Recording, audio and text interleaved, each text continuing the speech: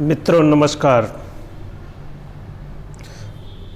हम एक लोकतांत्रिक देश हैं, इस बात में कोई संदेह नहीं है।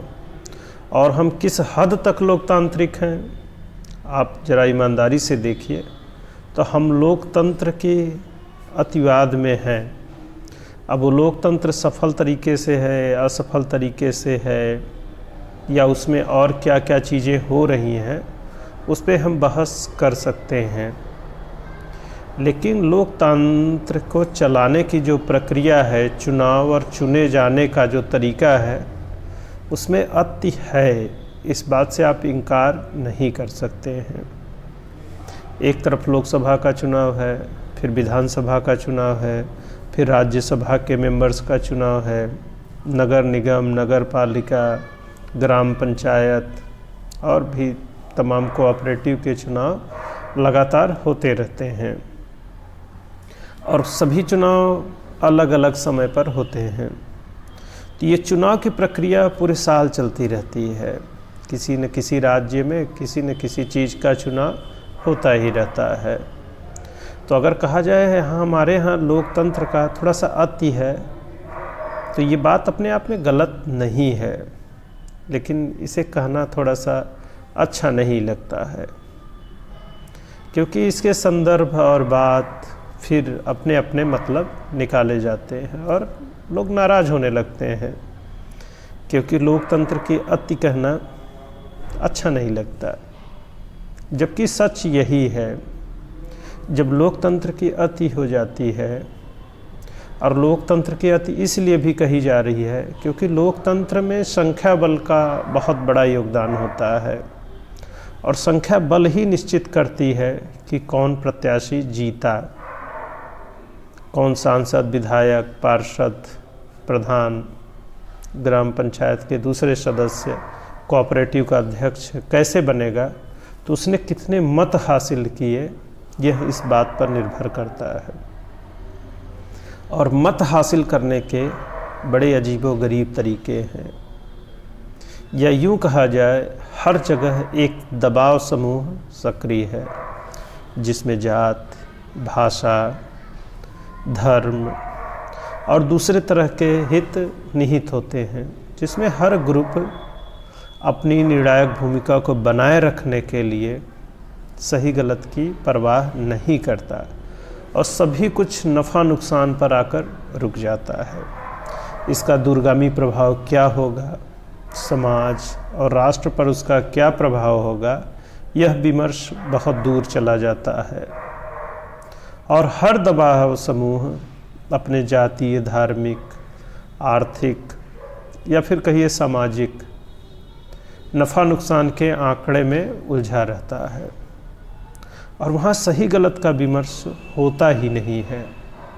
अब जातीय व्यवहार, धार्मिक व्यवहार के जो समूह है, मतलब एक खास जाति और धर्म के जो समूह होते हैं, वो किसी खास पूर्वाग्रह से ग्रसित होते हैं और उसके पक्ष में लगातार बातें करते रहते हैं और तर्क ढूंढते रहते हैं। आप उनसे कोई भी बात मनवा नहीं सकते हैं। तो समाज में किस तरह की शिक्षा होनी चाहिए, क्योंकि एक समाज का निर्माण करने के लिए एक अच्छी शिक्षा व्यवस्था, क्योंकि फिर शिक्षा से ही चीज़ें आगे बढ़ेंगी। हम किस प्रकार की स्कूलिंग कर रहे हैं, अपने नवयुवकों, विद्यार्थियों को किस तरह की ट्रेनिंग दे रहे हैं, क्या हम केवल शिक्षा के नाम पर शिक्षित होने का सर्टिफिकेट बांट रहे हैं, तो फिर रोज़गार का विमर्श कैसे होगा, मतलब रोज़गार नहीं मिलेगा, क्योंकि रोज़गार पाने जैसी शिक्षा हम दे ही नहीं रहे हैं। हम कौशल विकास पे काम नहीं कर रहे हैं, बड़ी बड़ी डिग्रियों के सर्टिफिकेट बंट रहे हैं और उनको कुछ नहीं आता। ऐसे में हम जिस तरह के साधनों का अपव्यय कर रहे हैं और हम मानव संसाधन का सही निर्माण नहीं कर पा रहे हैं, न वो बौद्धिक स्तर पर सही हैं, न कार्यकुशलता के स्तर पर सही हैं। आप सोचिए हमारा अच्छा साहित्य विमर्श कहाँ हो रहा है, तकनीक के क्षेत्र में हमने क्या नई चीज़ें खोजी हैं, वो कौन खोजेगा? हमारे विद्यार्थी, हमारे बच्चे। जब हम उन पे निवेश करेंगे और वो प्रतिभा आगे आएगी। अच्छा, अब सोचिए IITs, IIM का निर्माण क्यों किया गया है? उसका निर्माण इसलिए किया गया है, उनको किस लिए बनाया गया है? तो उनको इसलिए बनाया गया है कि देश की सर्वश्रेष्ठ प्रतिभाएं वहाँ पर जाएं और वहाँ से वो जब शिक्षा प्राप्त करेंगी, क्योंकि वो सर्वश्रेष्ठ प्रतिभाएं हैं, उनमें बुद्धि की कोई कमी नहीं है, ऐसे में वो देश के विकास के लिए नए नए इनोवेटिव आइडियाज़ ले आएंगे। सोचिए, हम भ्रष्टाचार से क्यों नहीं लड़ पा रहे हैं? तकनीक के स्तर पे हमें निरंतर नई चीज़ें चाहिए। तो IITs, IIM के लोग जब बाहर निकले तो समाज को नई दिशा दें। अच्छा टीचर चाहिए हमें, अच्छा प्रोफेसर चाहिए, अच्छा टेक्नोक्रेट चाहिए, हमको जो बेस्ट है वो चाहिए। समाज में कैसे बदलाव आएगा? समाज में यही बुद्धिजीवी बदलाव लाएंगे जो अच्छा साहित्य रचेंगे। अब साहित्य की विधाएं निरंतर बदल रही हैं, सोशल नेटवर्क है, सिनेमा है, इलेक्ट्रॉनिक मीडिया में ढेर सारी चीज़ें हो रही हैं, लोगों तक बात पहुंचाने के ढेरों साधन आ गए हैं, पर इस साधन का इस्तेमाल कौन करेगा? आप गंदे अश्लील गाने लगातार परोस रहे हो। अपने समाज में बदलाव लाने के लिए भला आप क्या काम कर रहे हैं? जब आप निरंतर कुछ अच्छा नहीं कर रहे, कोई मैसेजिंग नहीं कर पा रहे हो अपने सिनेमा और साहित्य के माध्यम से, पता चलता जो शोषित उपेक्षित है उसके पक्ष में सही ढंग से आवाज़ नहीं उठा पा रहे हैं। आप केवल एजेंडा पॉलिटिक्स चला रहे हो। पता चलता एक समर्थक खेमा है, एक विरोधी खेमा है। समर्थक लगातार समर्थन कर रहा है, विरोधी लगातार विरोध कर रहा है, किसी तर्क और तथ्य के साथ बात नहीं रख रहा है। आप देखिए पूरे विमर्श में तो जो विरोधी है लगातार विरोध मेंटेन किया हुआ है और समर्थक लगातार समर्थन मेंटेन किए हुआ है। हमारी मुद्दों पर बात होनी चाहिए, जिसमें तथ्यों पर बात हो कि ये क्यों है, ये कैसे है, हम कैसे आगे बढ़े। अभी किसान आंदोलन को लीजिए, किसानों को अपने तर्क तथ्य रखने की पूरी आज़ादी है, या यूँ कहें अब किसी को आप तथ्यों और तर्कों को रखने से रोक नहीं सकते। हमारे पास सोशल मीडिया, आप चाहे जिस प्लेटफॉर्म का इस्तेमाल करिए, आप लिख सकते हो, बोल सकते हो, अपनी बात कहें। उसी तरह सरकार के पास भी अपनी बात को रखने के लिए ढेर सारा माध्यम है, पर हमारा मकसद और इरादा सही होना चाहिए कि हम अपनी बात तभी रख पाएंगे। पता चला अगर हम एजेंडे की तरफ किसी खास मकसद से कुछ खास लोगों के शिकार हो रहे हैं तो हम कभी अपनी बात ईमानदारी से नहीं रख पाएंगे, क्योंकि हम ईमानदार हैं ही नहीं। हम किसी और के लिए काम कर रहे हैं, हम किसी और एजेंडे का शिकार हो रहे हैं, तो दिक्कत आएगी। किसान के लिए क्या होना चाहिए, खेती कैसी होनी चाहिए, एग्रीकल्चर के जो एक्सपर्ट हैं उनको, उनकी राय, उनकी बात, चलिए हम देखते हैं कैसे होगा, कैसे सुधार होना चाहिए, उस पर बात होनी चाहिए। पता चलता है एक भीड़ इकट्ठी कर लिए लगातार, अब फिर हम भीड़ धरना प्रदर्शन करते हैं। हम स्वतंत्र भारत के नागरिक हैं और हम वोट से सरकारों को चुनते हैं, और यह अवसर हमें हर 5 साल पर मिलता है। हर 5 साल पर हम दूसरी सरकार चुन सकते हैं। ऐसे में हमें धीरज रखने की आदत डालनी होगी।